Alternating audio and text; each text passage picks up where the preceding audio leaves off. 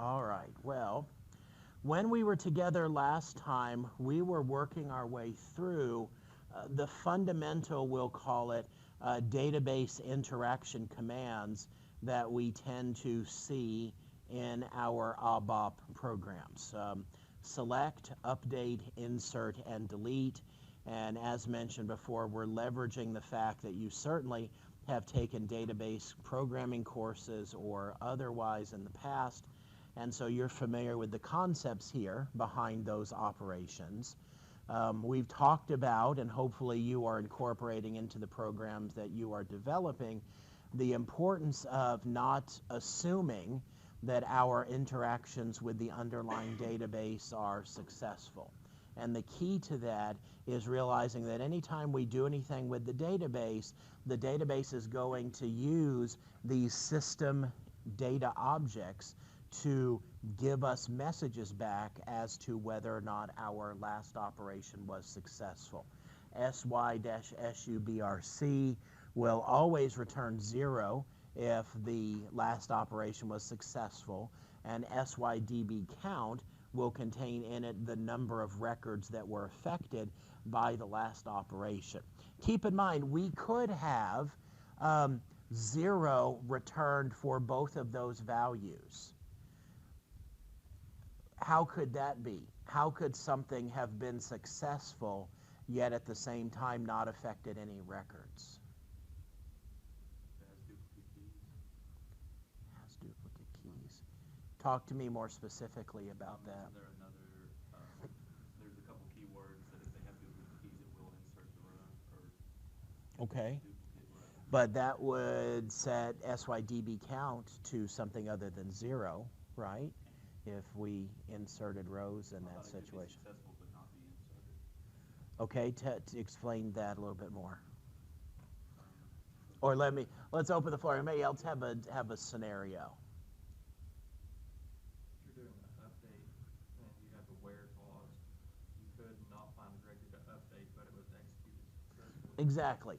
We can send commands to the database that were executed successfully but did not result in any records being changed, okay? So it is perfectly acceptable to have both of those be set to 0. Now, if I was expecting something to be changed and sydb count is set to 0, then that's a different proposition.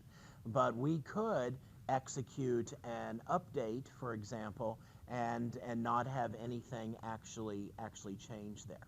So we talked about the select statement, and similarly, we could have a select statement that returns 0, meaning it was executed successfully, but we didn't get anything back, maybe because our where clause eliminated all of the potential records that were in the particular table we were working with.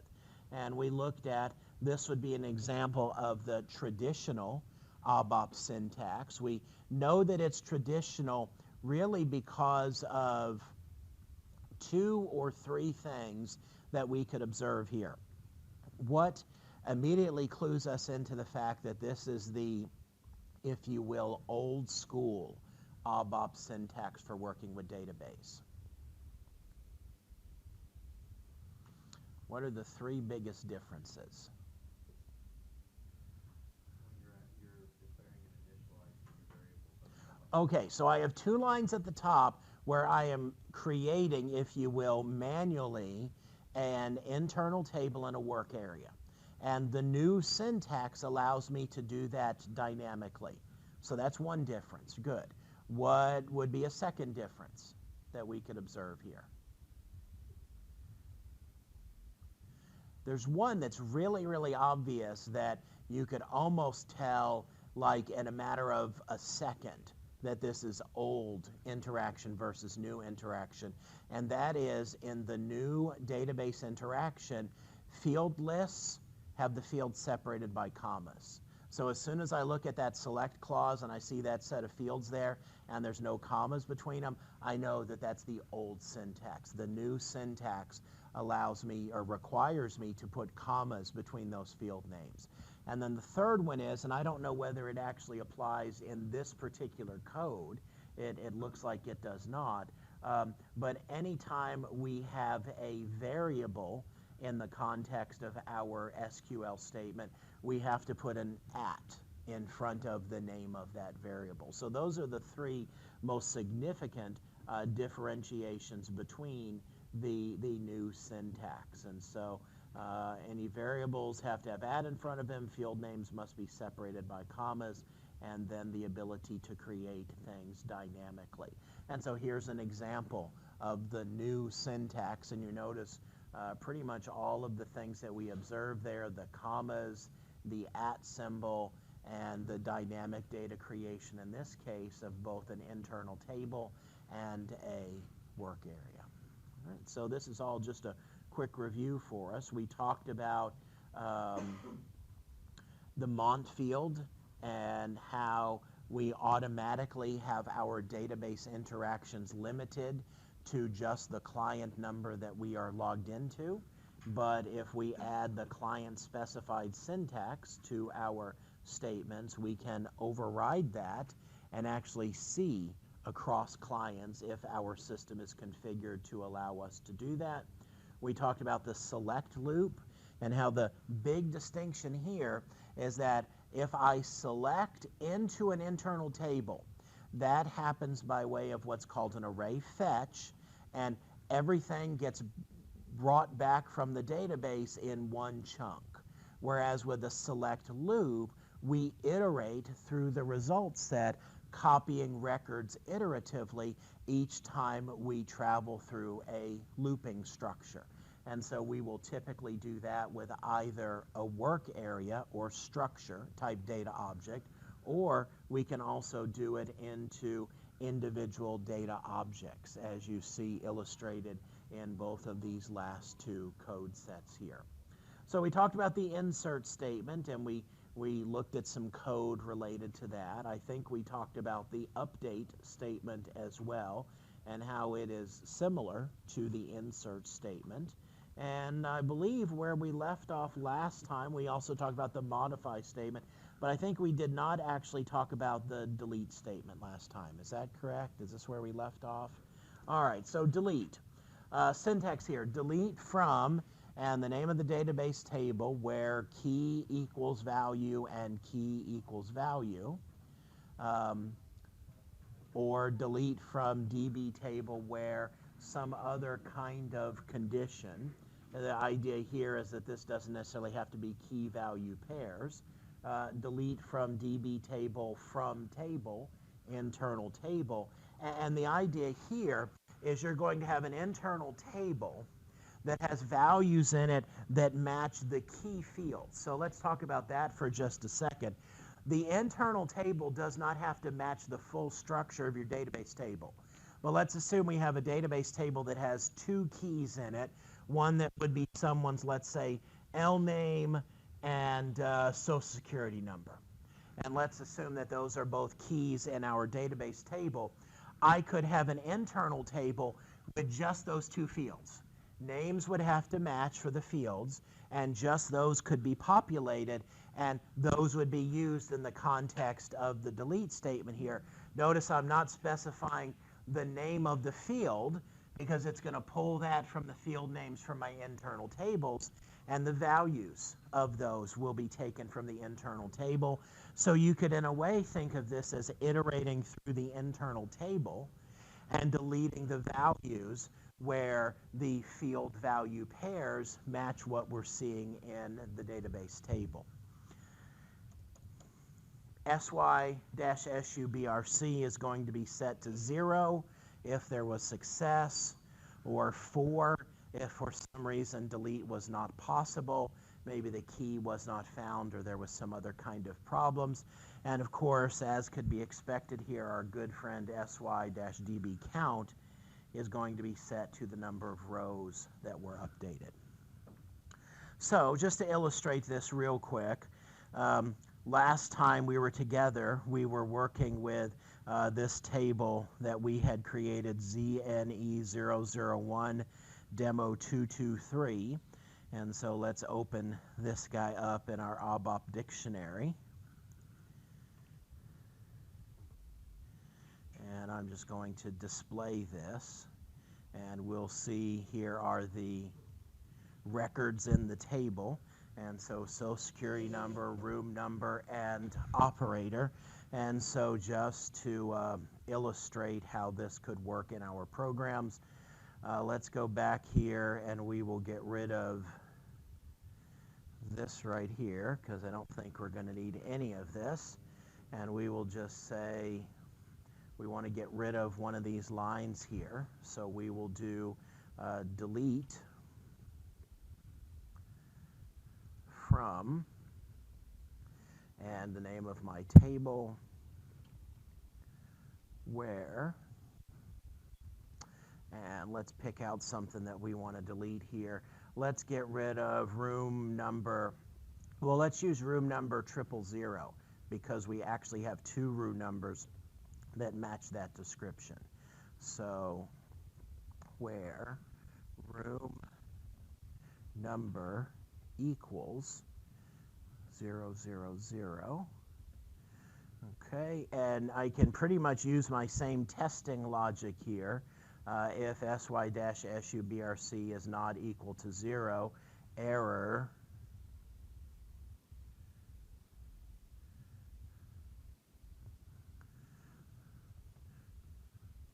deletion not successful, or sydb count values deleted. I would encourage you when you're writing your code like this, you know, reuse code snippets like this and edit them, but make sure you go back and actually modify the messages as well. You wouldn't want to have an error, you know, have something that say, you know, 5 values inserted when actually what you did was delete them or things of that sort. So let's give this a shot, and we're expecting to see what is our result here. We would expect to see that 2 records are actually going to be deleted from the database, and so let's give this a shot and see if that in fact is what happens. And in fact 2 values were deleted, at least that's what I'm told.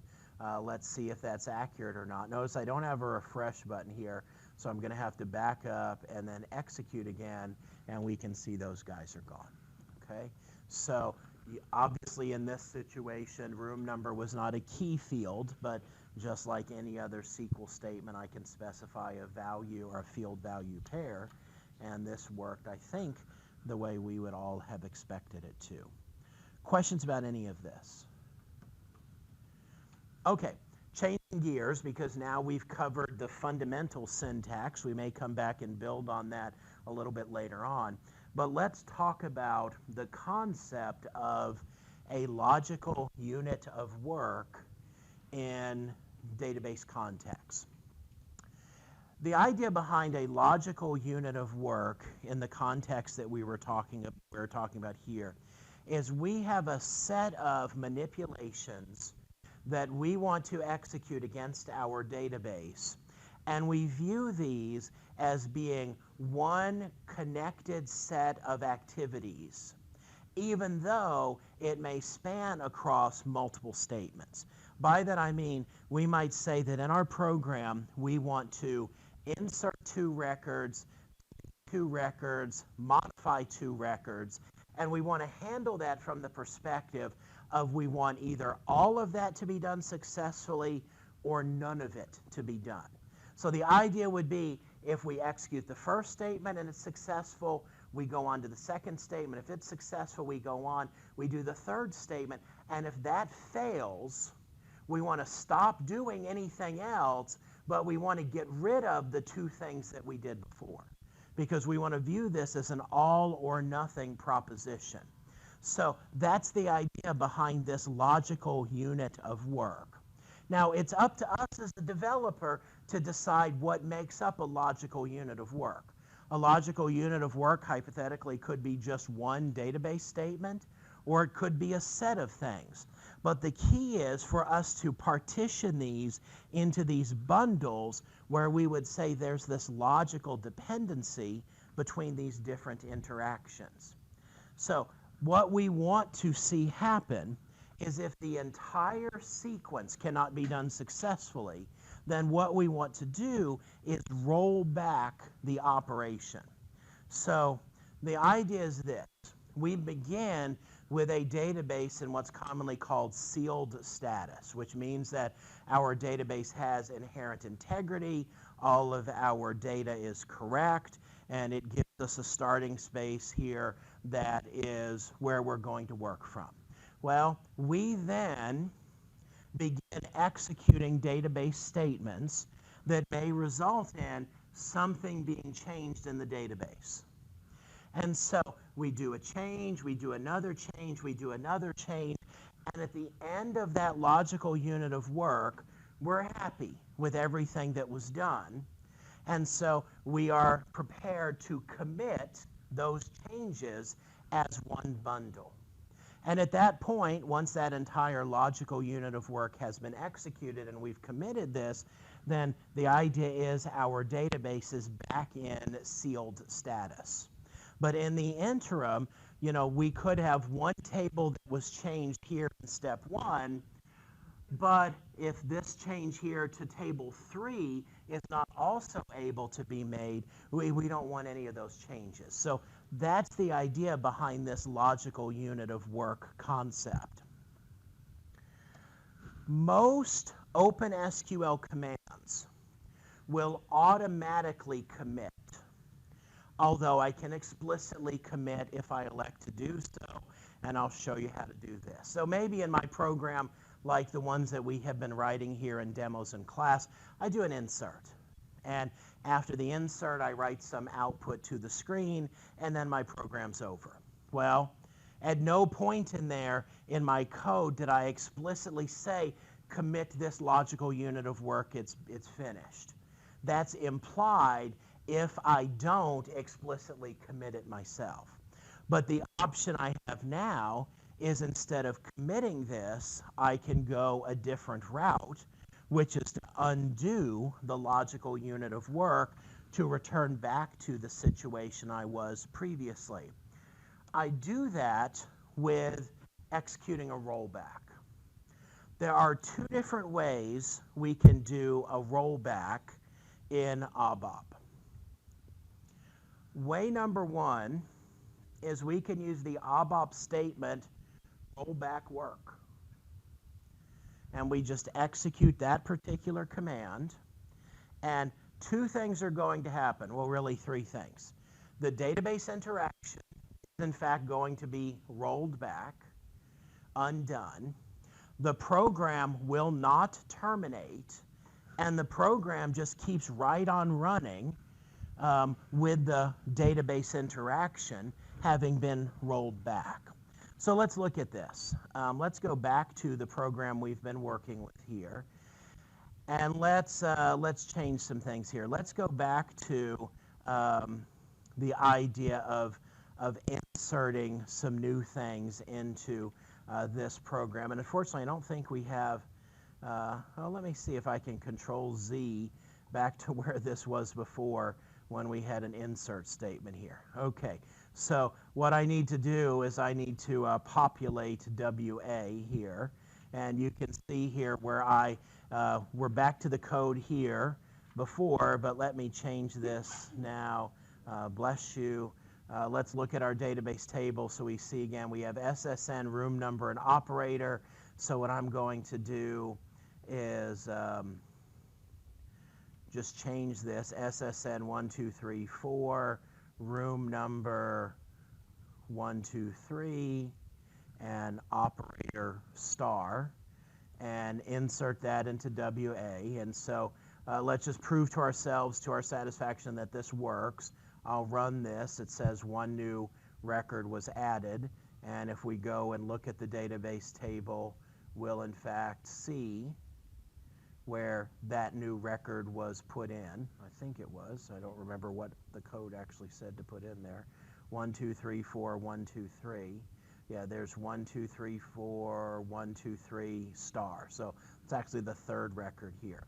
So what I'm going to do now, though, is something a little bit different. Just to change this up, I'm going to do 1009 and room number 999 and operator slash, and then I'm going to insert but I'm going to just comment this out for the moment. And we've already observed that this code does work for doing the insertion, but I'm going to now follow that inserts command with a rollback work statement. Now, this doesn't make a lot of sense because normally the rollback work command would be inside of some conditional logic, but just to show you the syntax and how this works, my program ran. There was no output here, so we didn't see anything. And in fact, what happened is that room number 999 was added, at least momentarily, and then it was immediately rolled back. It was taken out of the database. So at any point in a process, I can roll back work in a database interaction. The other way that I can roll back work is by sending a message.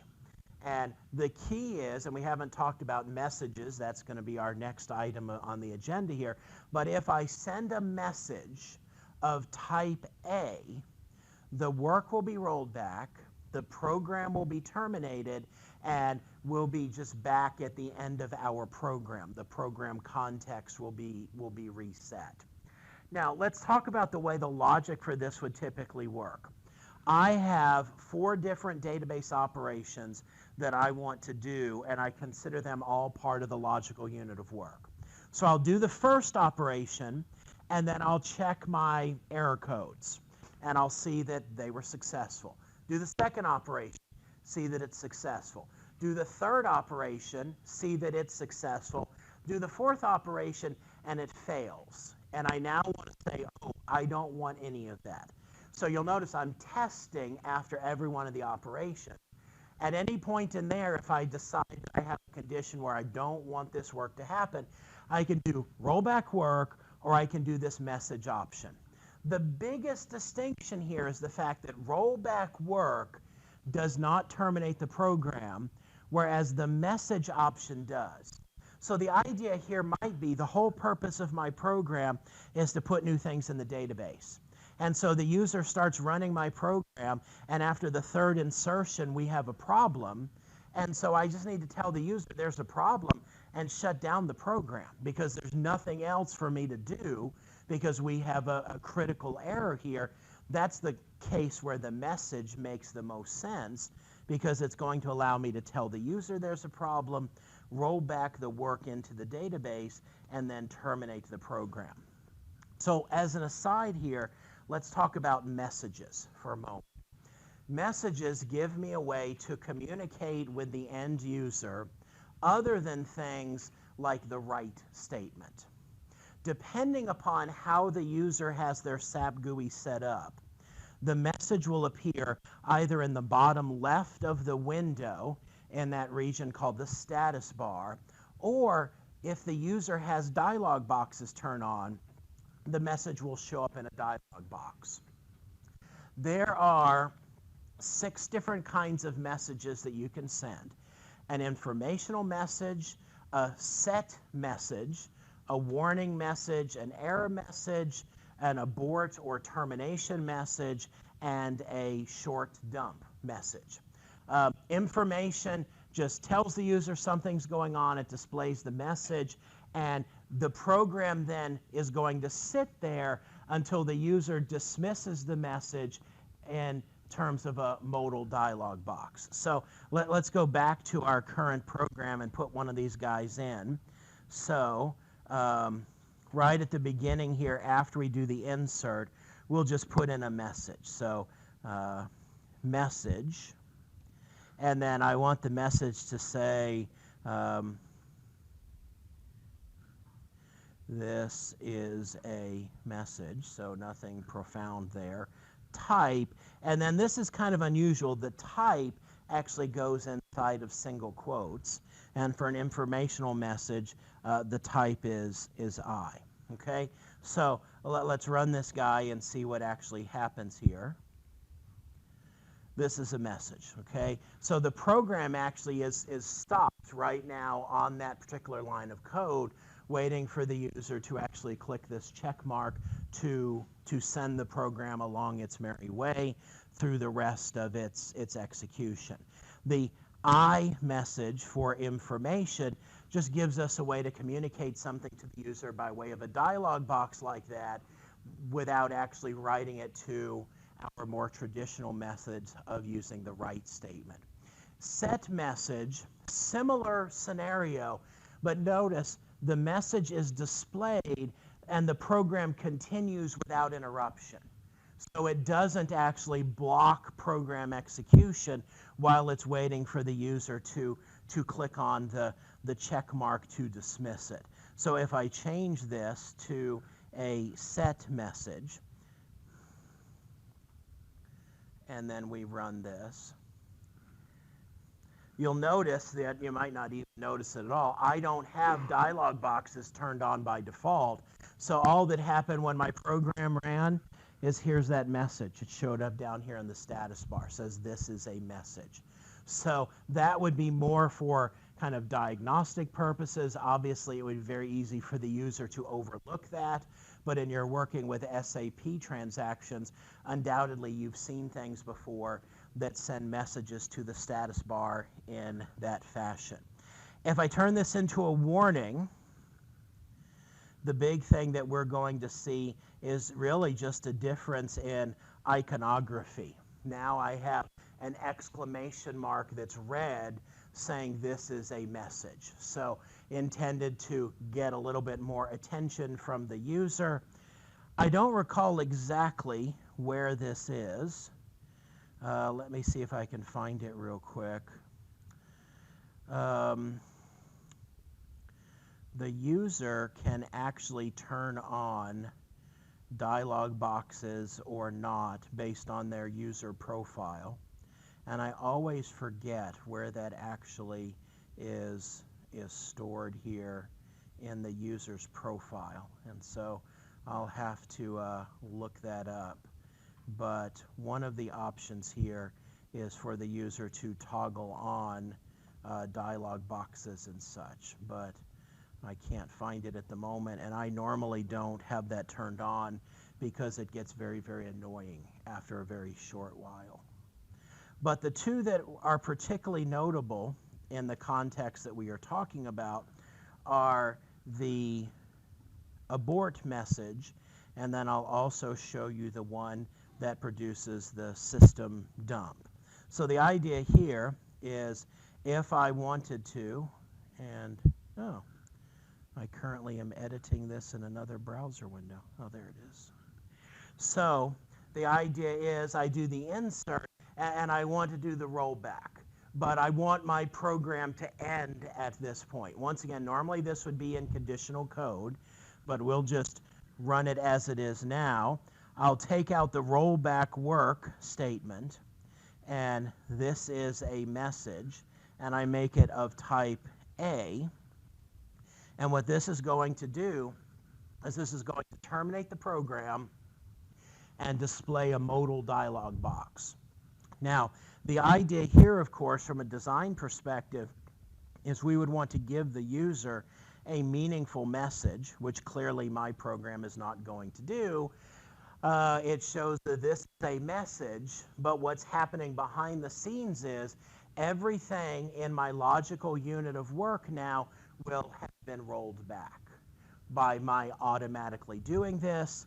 And of course, when the user hits this check mark, we're out of the program.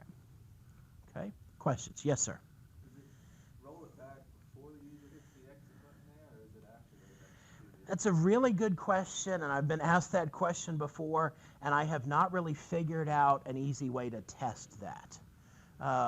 So I don't know when it actually happens. I suspect, I don't want to guess because I could see it going either way.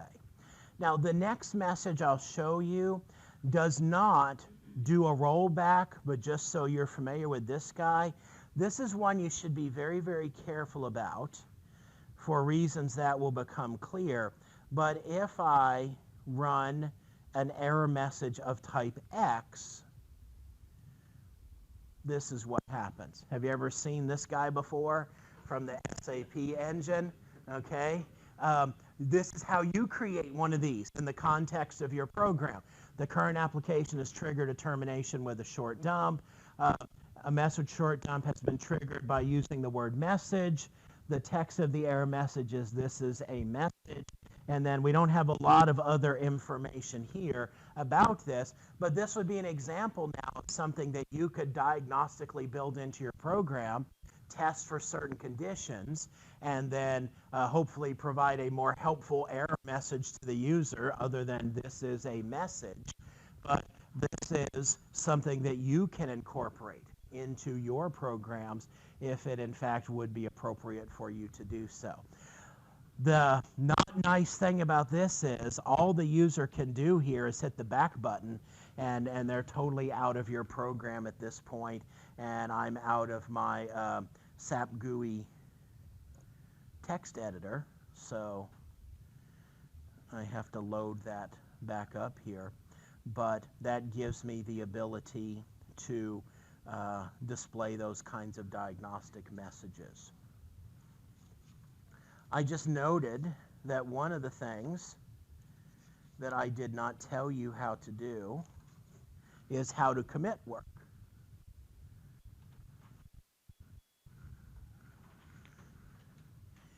If I want to, so here's the scenario. I have in my program 2 logical units of work. So I have a start of a logical unit of work that maybe I have an insert, and then I have a select, and then I have another insert, and this now ends what I see as a logical unit of work, and then I want to start a second logical unit of work with code here. Well, if I don't commit these 3 items in the sequence, then if I roll it back here, I roll back the whole thing. So how do I terminate a logical unit of work? Commit work. So I have 2 choices. Rollback work gets rid of it. Commit work says, hey, I'm done with that logical unit of work. I'm good with it. And now potentially I can go into another sequence. If my program gets to the end and I haven't committed work, that happens automatically. We do also see an interesting situation where if you do like 3 database interactions and then your program goes on to do 10 other things, at some point the database will assume the commit operation. So you really want to roll back soon after the actual database interaction. Yes, sir. You originally stated that there were some cases where it would not automatically commit. Is it best practice to implicitly tell it to commit work to avoid? It is best practice to explicitly, yeah. Yeah, that's a very good thing to incorporate into your program. Now, you would not really need to do that with a program that does select statements, but it would not at all be a bad idea to do it with inserts, updates, other things of that sort. Mm-hmm. Yes? Does SAP have like a restore database function, like that it does automatically? Say that you change some code and you start entering in wrong data into a certain column in the database, and you notice like a day or 2 after. And is there a way to go back to that initial point that's not like a rollback, that's like a restore point? The answer to that question is yes, there's a way you can do that kind of thing, but it would not be done programmatically. It would be done from a system administrator type capacity. Similar to things like that we've talked about with managing transports, you can untransport something, so you can roll back database operations. But realize that in a real production environment where we have high transaction volume, you're kind of creating a very perilous situation for the organization. So I don't at all think that that would be a common thing to have happen at all. Yes, ma'am. Wasn't sure if you were going to go back to this, but for like rollback work, it says context not reset, and then for message, it says resets context. What do you mean by context? The program is, in one case, the program is still running, In the other case, the program has been wiped out and terminated. So context in that situation just refers to the fact that my program is not, if I roll back the work, that doesn't necessarily mean that I'm in an error condition or an error state. It could just mean that part of the sequence of the program needed to undo work to proceed differently. An example of that would be, we talked about with some of our previous commands how you could use an internal table to drive the database interaction, and if everything in the internal table was not able to be operated on successfully, you would get an error code that told you something to that effect. Well, you could use a rollback work to try and make the change, and then if you saw that there was that situation, you could roll that back and then go into conditional code that would iterate through the internal table and go one line at a time. So it could be part of your normal plan in your control flow of your program to have a rollback work situation. But the implicit situation when you're using the message is that this is obviously a not expected situation, and the only thing left for us to do is to shut down the program. Okay, good questions. Other questions? All right, so let's look at just some examples of this. We have some kind of open SQL statement, and I checked sy-subrc, and it was not equal to 0, which in this case means there's some kind of critical problem, because that SQL statement there should have been successful. And so my program isn't really going to be able to continue its work. So I want to undo my open SQL statement, so I do it by way of a message. Message, database interaction error, type A, and then this is conditional code, so I have to put an end if statement there. And so what's going to happen is if I enter this block, my program's going to shut down, the database interaction will be rolled back. This would be one way that I can incorporate this into a program. The other statement would be something like this. Same logic here. If sy-subrc is not equal to 0, roll back work. Just undo all of that stuff I just tried to do, but maybe it makes sense for my program to keep going. Maybe I have a fallback way of trying to accomplish what it is that I want to do, and so I'll attempt that now. So you really have to decide, what is your desired control flow here? Are we shutting things down and ending the program because we have a catastrophic problem that we cannot recover from, or do we have a plan B? Okay? Questions? All right.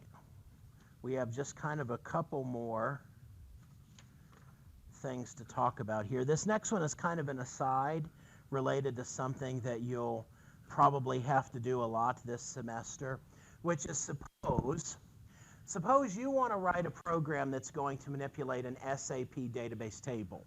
But for obvious reasons, while you're developing your program, you don't really want to go cutting into the real system table.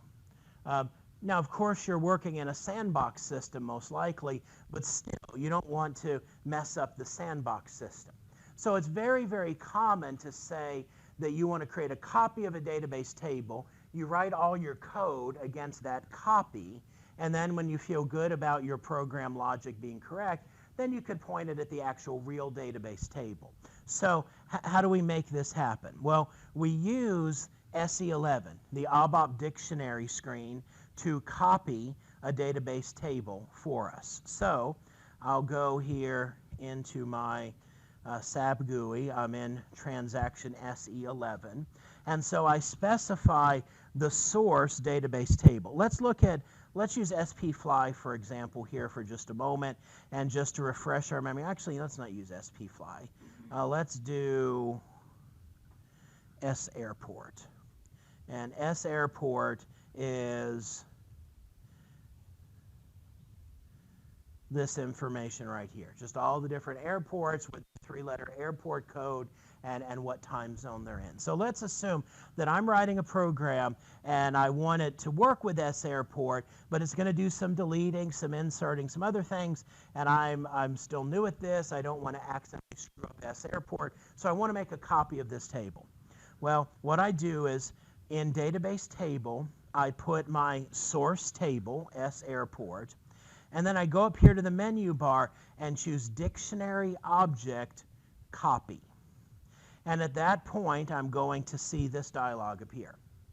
From table, which is pretty clear here, I want S airport. And then the to table is where I am going to put in what I want my new table to be. And we always want to adhere to our naming convention. So I will do ZN035 underscore S airport.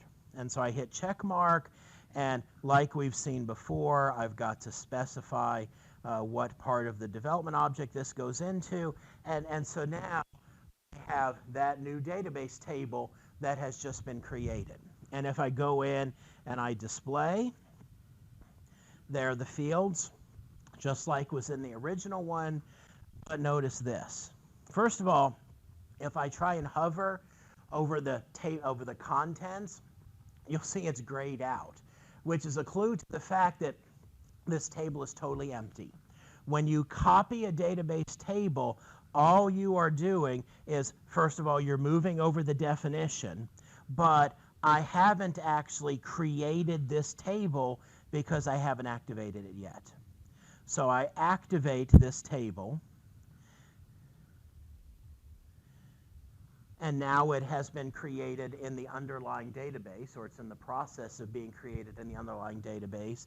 And as you could probably guess, because I just activated this, and that was a step separate from copying it, if I go to look at the contents, my table is totally empty. So all I have done here is essentially copy the metadata related to this table. I activate it to actually create it in the underlying DBMS, and now what I'm going to have to do is actually write my own program to affect the copying. So let's talk about that for a second, because this has the potential to be among the shortest programs we would ever actually have to write here. So I want to copy what was in S airport into my ZN035 S airport. And I just want to move everything over. Well, let's look at the old way we would have done this, and then see if we could come up with a shortcut if there's one that might be possible here. And I'm going to use a standard table as a part of this. So I'll do data, iTable, type, standard table of S airport. Now let's remember something. And by the way, in our time together today, I'm pretty confident I've already covered about 10 of the questions on the midterm exam. And this seems like this might be another good midterm exam question. In the context here where I use S airport, where S airport is the name of a database table, what is S airport actually a reference to in this situation? What is that?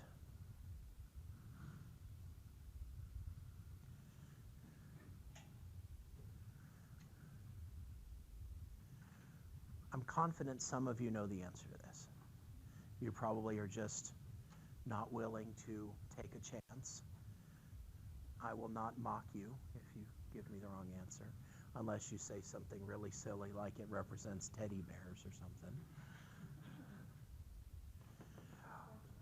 It's a structure, absolutely. It is a structure that matches a line in a database table. So that's why, give me an internal table that matches S airport, but I have to say that matches, it's a standard table of S airport. And then we're doing the old school method here, data WA, like line of, not S airport, I table. And now my code's really simple. Select star, this is a good example of where select star is totally appropriate, from S airport into table, I table, insert, and I list the name of my table, which is, what did I call it? Did I call it ZN035? Okay. Sometimes I'm good about putting the N and sometimes I'm not. 035 airport from table, I table. Now, it would be good for me to check. Yes, sir. Would it be airport or S airport? Your ZN035 underscore. Yeah, I think you just added ZN035 to S airport. S airport, thank you. Now, let's look at a couple things here. First of all, I don't see where I actually use the work area, right? So clearly this line didn't even need to be here. What I don't have here that really should be here is some diagnostic code. I should be checking SY-SUBRC. Not going to put that in for the sake of time, but I'll just call your attention to it. But I will go ahead and put this in by way of diagnostic message write, SY-DB count records copied. Okay, so I have no diagnostic code in here, so that's bad, but for the sake of time, I'm not putting that in. Execute, 53 records copied, that looks pretty good. And so now if I go back to SE11 and I look at my personal table here, we in fact will see that it matches up with everything that was in S airport. So what we will do a lot this semester is give you an opportunity to work with some standard SAP tables, but because there are many people in this room that are going to be interested in working with those same tables, and because we want to preserve system integrity and not shoot ourselves in the foot, we'll copy it to our own and do our operations on their own. And I would just say it's particularly important then that you get in the habit of checking your code very, very carefully, because it would be very, very easy for me now to put in, like a delete statement and reference S airport, when instead I should be referencing ZN035 underscore S airport in this context. So be really, really, really careful about that in your programming, okay? Questions about what we just did here with copying a database table?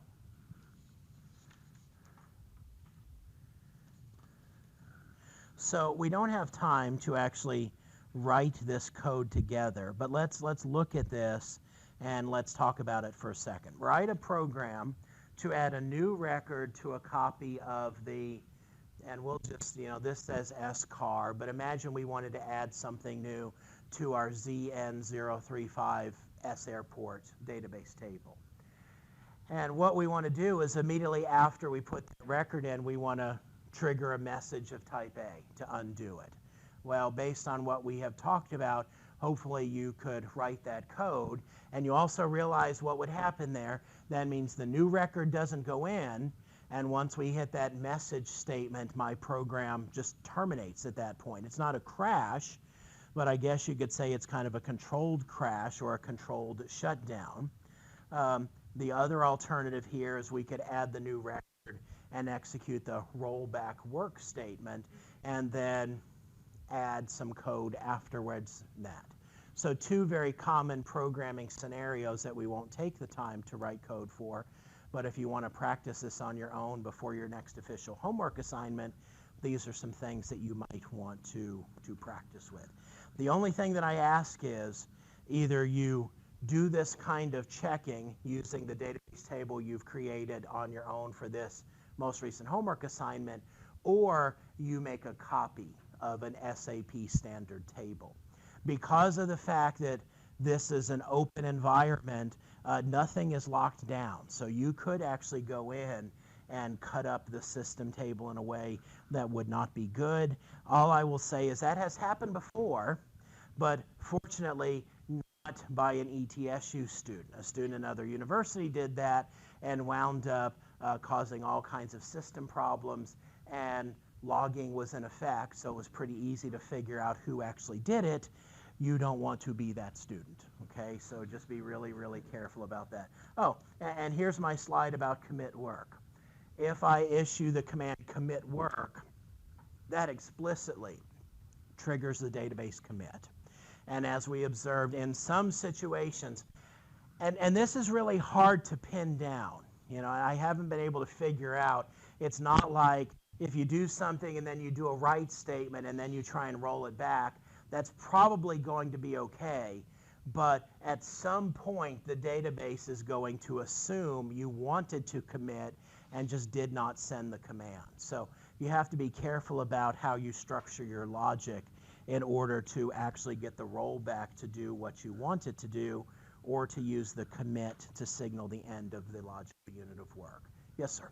So with SY database count, Mm-hmm. when you commit, say you have this logical unit of work right here, and then you commit, or say you did an SY DB count in rollback 2.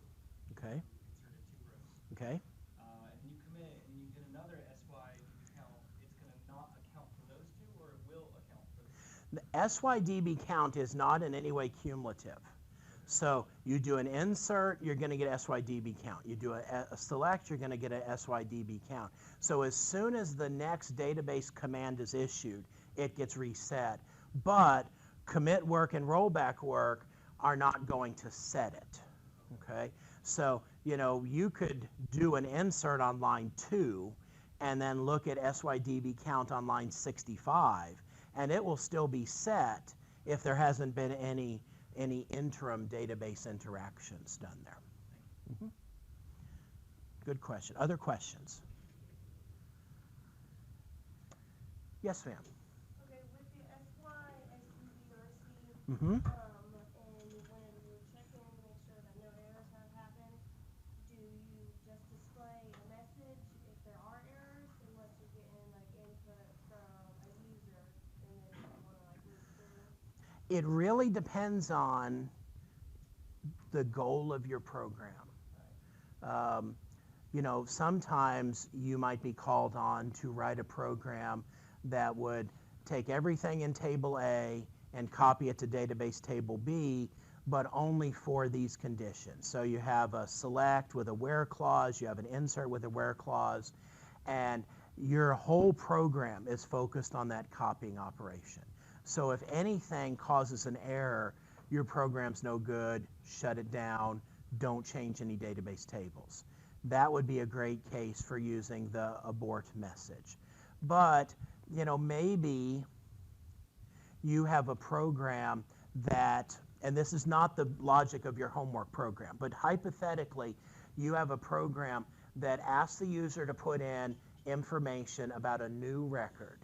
And then, once that new record has been put in, it shows the user all the people that are already in the database, okay?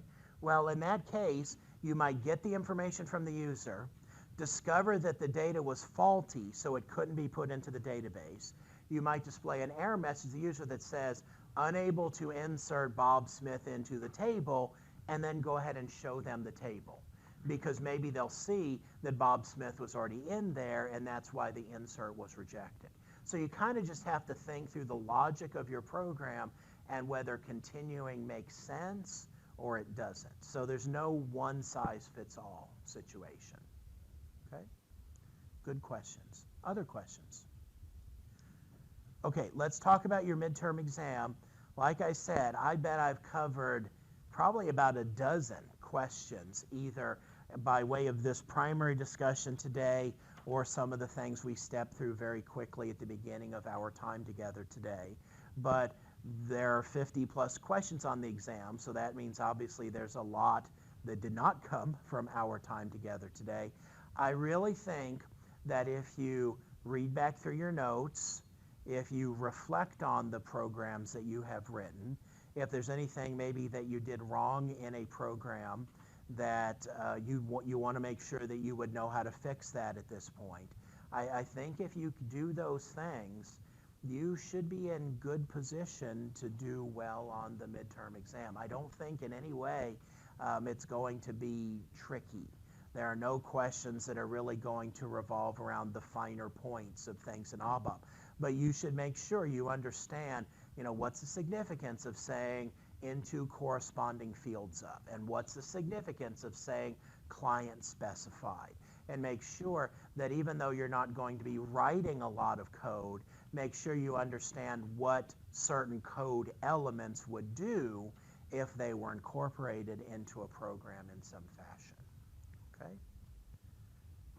Any questions you guys have before we call our time together today to a close? Okay. Well, I wish you all the best on both your homework and the exam. If you have any questions, please do feel free to get in touch.